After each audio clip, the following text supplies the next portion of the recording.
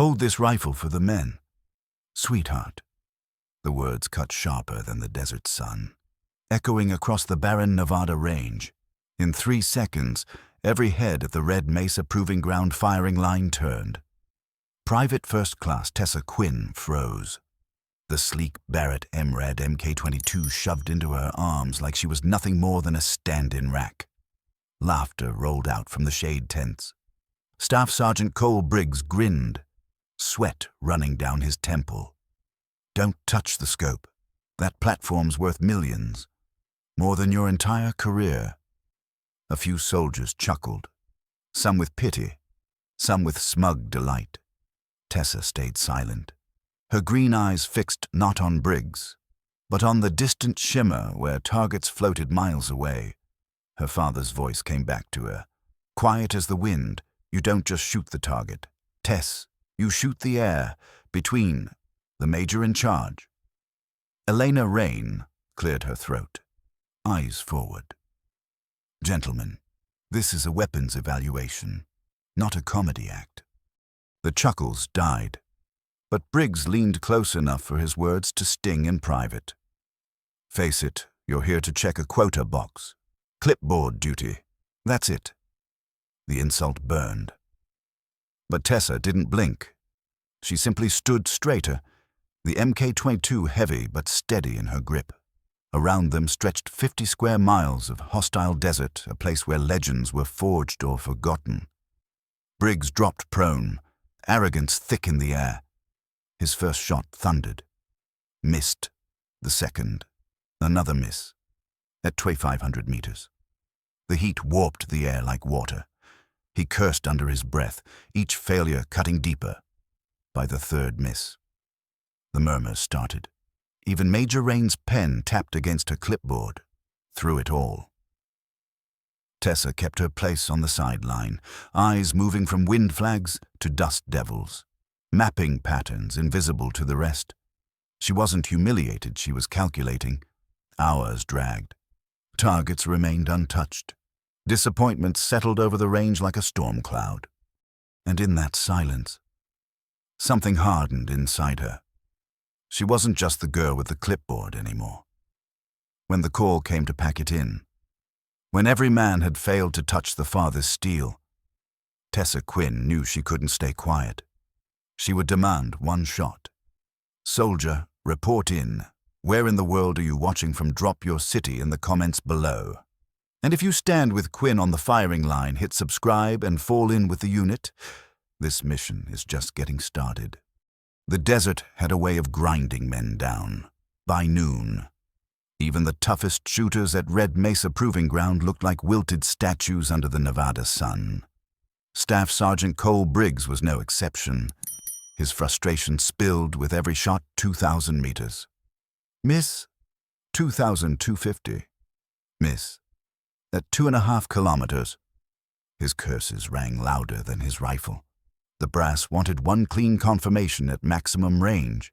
Instead, they got failure stacked on failure. Briggs slammed the bolt, sweat dripping into his eyes. The scope's defective. Mirage is killing it. His voice cracked with a bitterness he couldn't hide. Madge, Elena Rain frowned at her clipboard. We need data. Sergeant, not excuses. Tessa Quinn, standing off to the side, said nothing. Her clipboard was filled with neat notes, but her eyes told a different story. She wasn't recording numbers, she was reading the desert. The shimmer of heat as it bent light, the dance of flags in the distance, the dust devils forming and collapsing like clockwork. To anyone else, it looked chaotic. To her, it was math painted across the horizon during a water break. Briggs shoved the MK22 back into her hands. Hold this. Don't scratch it. Her fingers wrapped around the rifle. And in that instant, it didn't feel like government property. It felt like an extension of her. Balance point, trigger weight, recoil path. Her mind mapped every detail in silence. Briggs caught her touching the turrets. What the hell are you doing? Nothing, Sergeant. Just holding it. You think you can do better. His sneer drew the attention of the whole firing line. The technicians, the observers, everyone leaned in. Tessa's voice was steady. "I didn't say that. I'm saying it. You've been staring like you know something we don't. Go on. Enlighten us. Private. A trap. Speak. And risk humiliation. Stay silent and stay invisible." She exhaled. "Your manual adjustments are fighting the auto-compensation. They're canceling each other out. You need to pick one manual or automated. Not both." The line went quiet. Even the desert seemed to hush. Briggs stepped close, venom dripping. 15 years in Special Forces, and I'm getting ballistics advice from a girl with a clipboard. You don't belong here. "Quinn, Madge." Rain cut in sharply. "That's enough." But the damage was done. Briggs's contempt hung heavy in the air.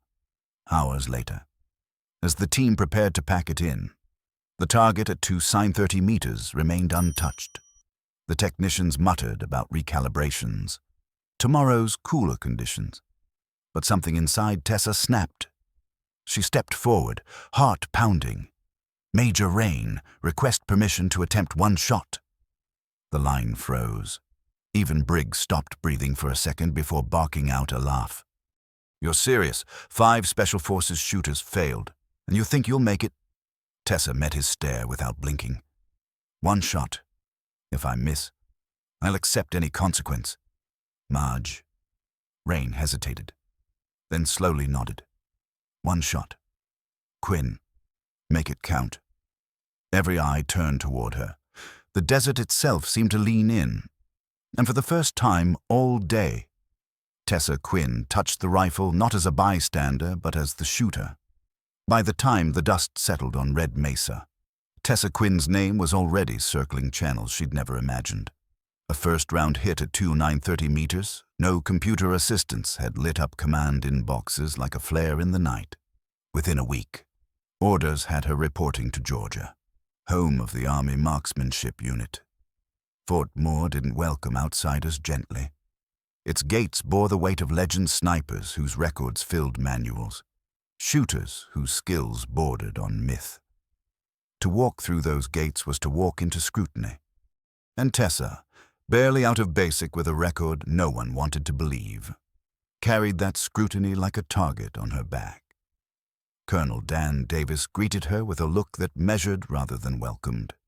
"Quinn, the AMU doesn't deal in flukes. You're here to prove consistency.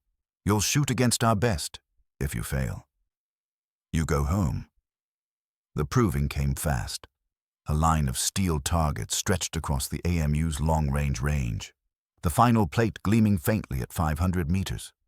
Across from Tessa stood Staff Sergeant Ryan Brooks, tall, broad-shouldered, and already a minor legend within AMU circles. Brooks gave a polite smile that didn't reach his eyes. Ladies first. Tessa ignored the bait. She slid behind the M110 SAS, feeling its weight, steadied her breathing, and watched the faint sway of trees at the edge of the range. The gusts moved like whispers. 30 seconds ahead of the firing line, she saw it patterns no computer could calculate. 5 shots, 5 impacts, all within a 2-inch grouping. When she rose, murmurs rippled through the gathered crowd. Brooks stepped forward, confidence unshaken. His first 4 shots matched her precision, every impact tight.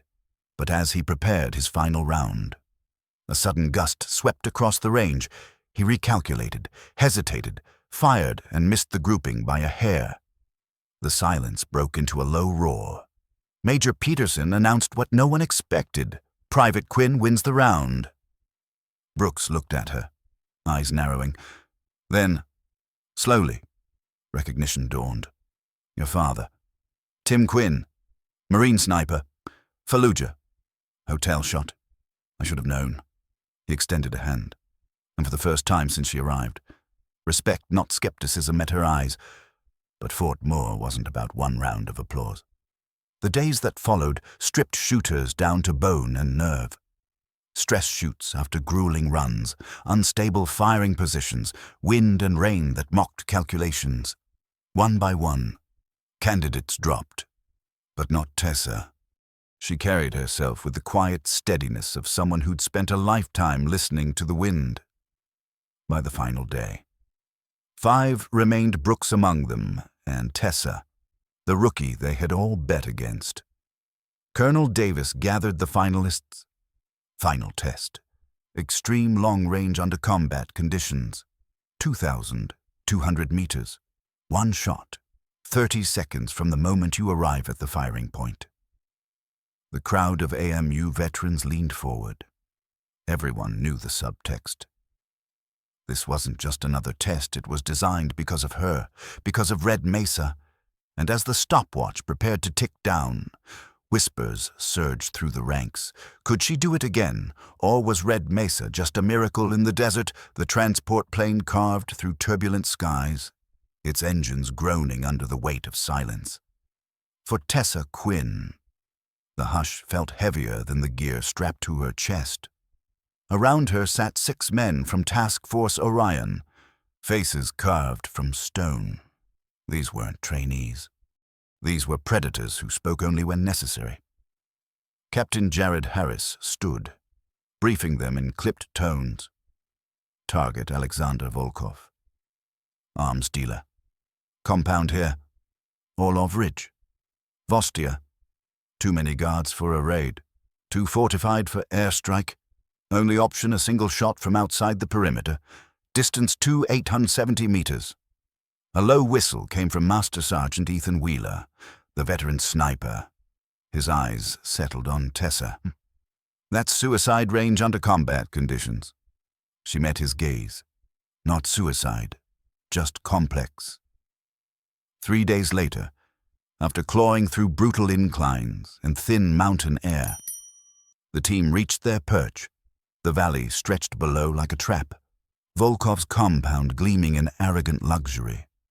Tessa unfolded the MK22 ASR, her hands steady despite the altitude. Wheeler scanned through the spotting scope. Wind's a nightmare. 3 peaks, swirling funnel. Standard calculators can't touch it. Tessa watched the ridgeline, the way mirage bent light, the way treetops shifted in rhythm. It's cycling. North face, east slope, then back through center. 3-phase oscillation. Wheeler blinked, then laughed quietly. You're reading the valley like a map. Damn. As they settled in, Harris relayed intel update from HQ, that east-facing office window. It's from a bad batch, structural flaw in the seams between panels. If he stands there, you'll have a shot. It was the break they needed. Minutes crawled. Finally, Volkov entered the office, dismissing his guards, setting up for a video call. He paced, then stopped exactly at the seam. Wind 12 knots. Northwest, shifting every 50 seconds. Wheeler called out. Tessa shut everything else out, the noise, the pressure, even her own pulse. She heard her father again. Breathe. Squeeze. Follow through. The valley's rhythm aligned. The cycle turned. She squeezed. The MK22 bucked into her shoulder. For 3 eternal seconds. Nothing. Then Volkov collapsed against his desk, a crimson stain spreading under his collar. The bullet had slipped cleanly through the defective seam. Target down, Wheeler whispered. Awe in his voice. Clean shot, 2,870 meters. The team moved instantly, breaking position with predator efficiency, extraction in 15 minutes, as rotor blades thundered overhead hours later. Wheeler leaned close, shouting against the noise. Quinn. That wasn't skill. That was art. But as the helicopter lifted from Olaf Ridge, Tessa knew art had consequences. Her name was now inked in files she wasn't meant to see, and back in the States. New orders were already waiting. And this time, the cost wouldn't just be measured in distance, back on American soil. The whispers followed Tessa Quinn wherever she went. Olaf Ridge had been a success so precise it bordered on myth. Operators who once ignored her now gave a nod of respect. At Fort Moore, they didn't call her the girl with the clipboard anymore. They called her One-Shot Quinn. General Charles Mitchell summoned her one crisp morning. The room was lined with officers and senior NCOs, their gazes sharp. "Specialist Quinn," the general began, "your performance has redefined what we thought possible in long-range precision." Effective immediately, he paused for effect. "You're promoted to staff sergeant, and understand this: if you ever decide to pursue a commission, doors that are normally closed will open for you." The new stripes on her sleeve weighed more than she expected. She thought of Montana's hills, of her father's steady lessons, of Briggs's sneer when he called her useless. Justice had its own rhythm. Briggs had been formally demoted to corporal after an investigation uncovered his years of misconduct. Some battles won themselves with time, but the moment that cut deepest came not from a general, but from a nervous private in the mess hall. She hesitated, tray in hand. "Sergeant Quinn? I joined because of you. I saw what you did at Red Mesa. It made me believe maybe I could." Tessa smiled softly, passing down the words her father once gave her. "The only limits that matter are the ones you accept. Don't accept many." That night, alone in her quarters, she opened the small wooden box she carried from place to place. Inside lay her father's dog tag and a faded photo of them both on a Montana ridge line, rifles across their shoulders, sunlight on their faces. She whispered, "We did it, Dad. We showed them all. Above Fort Liberty, the stars burned steady, unchanging witnesses to her journey. Skill can silence prejudice. Courage can turn dismissal into destiny."